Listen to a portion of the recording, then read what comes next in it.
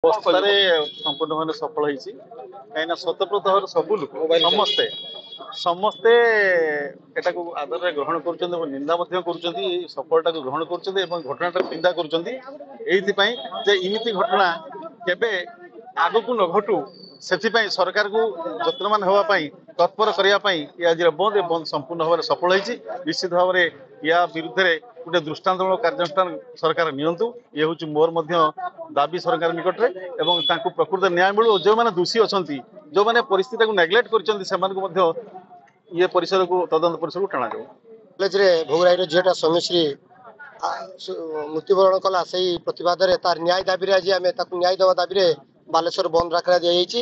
ଆଜି ଆମ ବସ୍ତା ନିର୍ବାଚନ ମଣ୍ଡଳୀ ବସ୍ତା ବ୍ଲକ ତରଫରୁ ମଧ୍ୟ ଆଜି ପ୍ରତିବାଦ କରାଯାଇଛି। ସମୂହ ଭାବରେ ଖୁସିରେ ସମସ୍ତେ ସେ ଝିଅଟାକୁ ନ୍ୟାୟ ଦେବା ପାଇଁ ଦୋକାନ ବଜାର ମାର୍କେଟ ସବୁ ଖୁସିରେ ବନ୍ଦ ରଖିଛନ୍ତି।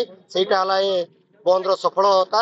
ଆଉ ଦାବି ମଧ୍ୟ ଆମର ରହିଛି ସେ ଝିଅଟାକୁ ଯୋଉ 20 ଲକ୍ଷ ଟଙ୍କା ଦେଇକି ମୁଖ୍ୟମନ୍ତ୍ରୀ ଶୋଇ ଯାଇଛନ୍ତି ଆମର ପ୍ରଥମ ଦାବି ହେଉଛି ସେ ଝିଅଟାକୁ 2 କୋଟି ଆପାତତଃ 2 କୋଟି ଟଙ୍କା ତା ପରିବାରକୁ ଦିଆଯାଉ।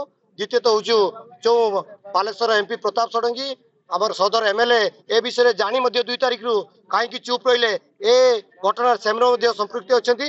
ତାଙ୍କର ଆମେ ଇସ୍ତଫା ଦାବି କରିବା ସଙ୍ଗେ ସଙ୍ଗେ ମୁଖ୍ୟମନ୍ତ୍ରୀ ଏବଂ ଉଚ୍ଚଶିକ୍ଷା ମନ୍ତ୍ରୀଙ୍କର ତୁରନ୍ତ ଇସ୍ତଫା ଦାବି କରୁଛୁ ଏବଂ ସେମାନେ ଯଦି ଇସ୍ତଫା ନ ଦିଅନ୍ତି ଆଗାମୀ ଦିନରେ ଆନ୍ଦୋଳନକୁ ଆହୁରି ତୀବ୍ରତର କରାଯିବ ଏବଂ ତାଙ୍କୁ ବାଟରେ ଚାଲିବାକୁ ଦିଆଯିବ ନାହିଁ ଯେତେ ପର୍ଯ୍ୟନ୍ତ ସେ ଝିଅଟାକୁ ଆମେ ନ୍ୟାୟ ନ ଦେଇଛୁ। ବିଜୁ ଜନତା ଦଳ ସେ ପରିବାର ପଛରେ ଅଛି ସାରା ଓଡ଼ିଶାବାସୀ ମଧ୍ୟ ତା ପରିବାର ପଛରେ ଅଛନ୍ତି।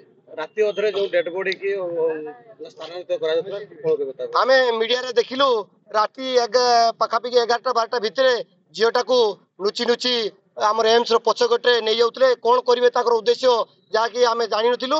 ଆମର ବିଜୁ ଜନତା ଦଳର ଯୁବକ ମାନେ ସେଠି ତାକୁ ଧରିଲା ପରେ ତାକୁ ପୋଷ୍ଟମର୍ଟମ କରାଗଲା ତାଙ୍କ ପରିବାରକୁ ବଡି ହସ୍ତାନ୍ତର କଲା। ଆମର ସନ୍ଦେହ ହେଉଛି ସେ ବଡିକୁ ସେମାନେ ଅନ୍ୟତ୍ର କେହି ନେଇକି ହଜେଇ ଦେଇଥାନ୍ତେ କି କଣ କରିଥାନ୍ତେ ତା ଭଗବାନଙ୍କୁ ମାଲ। ଏଟା ଗୋଟେ ନିନ୍ଦନୀୟ କଥା। ସେ ଘଟଣାକୁ ନେଇକି ସାରା ଓଡ଼ିଶାବାସୀ ବର୍ତ୍ତମାନ ବିଜେପି ପ୍ରତି ଯୋଉ ଘୃଣାର ମନୋଭାବ ଅଛି ତା ଆଗାମୀ ପଞ୍ଚାୟତ ଇଲେକ୍ସନରେ ପ୍ରତିଫଳନ ନିଶ୍ଚିତ ହବ। ଯୋଉ ଏବିପି କର୍ମୀମାନେ ରହିଛନ୍ତି ତାଙ୍କର ବାପା ମାଙ୍କୁ ଦେଖିବାକୁ ଭିତରକୁ ଏବିଭିପି ଆଜି କୁମ୍ଭୀର କାନ୍ଦରା କାନ୍ଦୁଛନ୍ତି। ସେ ଝିଅଟି ବି ଏବିଭିପି ର ଜଣେ ସଦସ୍ୟ ଥିଲା ତାକୁ କାହିଁକି ସେମାନେ ନ୍ୟାୟ ଦେଲେନି। ଆଜି ସେମାନଙ୍କର କିଛି ଭୁଲ ଥାଇପାରେ ଯେମିତି ଗୌତମ ବୁଦ୍ଧ ଦାସ ଆମର ଏମଏଲଏ ବୁଗ୍ରାଇଙ୍କୁ ତାକୁ ଦେଖା କରିବା ପାଇଁ ଛାଡ଼ିଲେନି।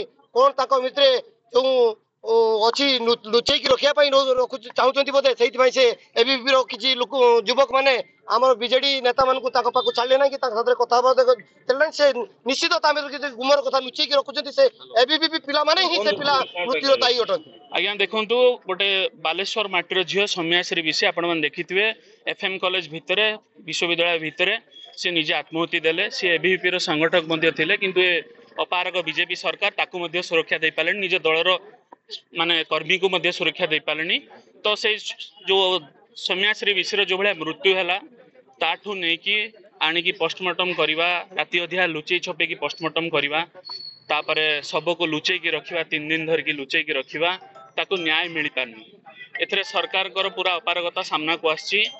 ଜାମର ଲଗାଇକି ଆପଣ ମାନେ ଦେଖିଥିବେ ଏମ୍ସ ଭିତରେ ଜାମର ଲଗା ହେଇଥିଲା ରାତି ଅଧିଆ। ଜାମର କାମ କଣ ଥିଲା ଆପଣ ମାନେ ଦେଖିଥିବେ। ବିଜେପିର କର୍ମକର୍ତ୍ତା ମାନେ ଆଇସିୟୁ ଭିତରେ ପଶୁଥିଲେ ବାରମ୍ବାର ହସ୍ପିଟାଲ ଭିତରେ ଥିଲେ ହସ୍ପିଟାଲକୁ ଘେରିକି ରଖିଥିଲେ କାହିଁକି କରୁଥିଲେ ଏସବୁ କଥା ସରକାରର ଅପାରଗତାକୁ ପୁରା ସୂଚଉଛି। ତ ଆମେ ମାନେ ଆଶା କରୁଛୁ ଯେ ସରକାରୀ ଉଦାସୀନତା ପାଇଁ ଏ ନିରୀହ ଛାତ୍ରୀର ଜୀବନ ଗଲା ତ ଆମେ ତାର ଉପଯୁକ୍ତ ନ୍ୟାୟ ତଦନ୍ତ ଆବଶ୍ୟକତା କରୁଛେ। ବିଜୁ ଜନତା ଦଳ ତରଫରୁ ଆଜି ସକାଳ 6ଟାରୁ ଦିନ 2ଟା ପର୍ଯ୍ୟନ୍ତ ବାଲେଶ୍ୱର ବନ୍ଦ ଡାକରା ଦିଆଯାଇଛି। ସେହି ପରିପ୍ରେକ୍ଷୀରେ ଆଜି ବସ୍ତା ବଜାର ବସ୍ତା ଅଞ୍ଚଳ ସମସ୍ତ ବନ୍ଦ କରାଯାଇଛି। ତ ଆମେ ପିକେଟିଂ କରୁଛୁ ଏଠି। ମୁଖ୍ୟ ଦାବି ନ୍ୟାୟ ତଦନ୍ତ ହଉ ସୌମ୍ୟାଶ୍ରୀ ବିଷୟକୁ ଉପଯୁକ୍ତ ନ୍ୟାୟ ମିଳୁ ଏହା ଆମର ଦାବି।